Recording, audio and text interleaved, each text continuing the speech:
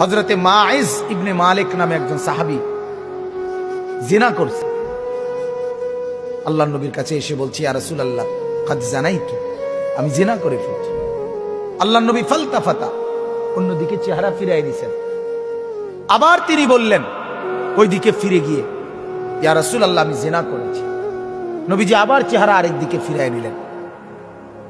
উনি আবার বললেন, ইয়া রাসূলুল্লাহ আমি জিনা করে ফেলেছি, আমাকে শাস্তি দেন, আমার উপরে হদ শরীয়তের বিধান কায়েম করেন, আমার আখিরাত পরিষ্কার করে দেন, আমার আখিরাত বরবাদ হয়ে যাবে নাই তো।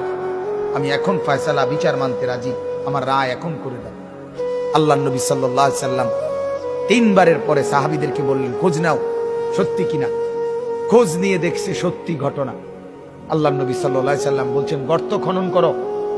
গর্ত খনন করছে। ওই সাহাবীকে গর্তের মাঝখানে কোমর পর্যন্ত দাঁড় করাইয়া বাকি সাহাবীদেরকে বলছে তাকে পাথর মেরে হত্যা করো। মুসলিম শরীফের হাদিস, একেবারে বিশুদ্ধ হাদিস। যখন পাথর মেরে হত্যা করছে, তখন পাথরের আঘাতের কারণে ওনার শরীর থেকে রক্তের ছিটা একজন সাহাবীর গায়ে আয়সা লাগছে। ওই সাহাবী তখন একটু বিরক্ত হয়েছে। বিরক্ত হইয়া বলছে, আহ, এক নাফরমানের রক্ত লাগলো, এক বদকারের রক্ত গায়ে লাগলো, তো মানে এরকম একটা বিরক্তি দেখাইছে। সাথে সাথে আল্লাহর নবী সাল্লাল্লাহু আলাইহি ওয়াসাল্লাম নবীজি বললেন, হে সাহাবী তুমি এটা কি বললা, কি বললা?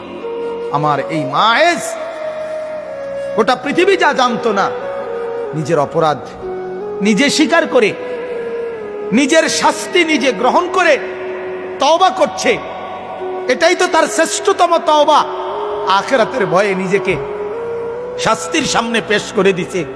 আল্লাহর নবী তখন বললেন, লাকাদ তাবা তাওবাতান, আরে সাহাবীরা শোনো, আমার এই সাহাবী এই মুহূর্তে এমন তওবা করছে, এটা তার এমন তওবা, লাউ কুসিমাত জামিউল আরদি লা ওয়াসাত, যদি তার এই তওবা বাইটা বন্টন করে পৃথিবীর সমস্ত নাফরমানের গুনার মোকাবেলায় তার তওবা যদি বন্টন করে, আল্লাহ তাআলা সবাইকে মাফ করে দিবে।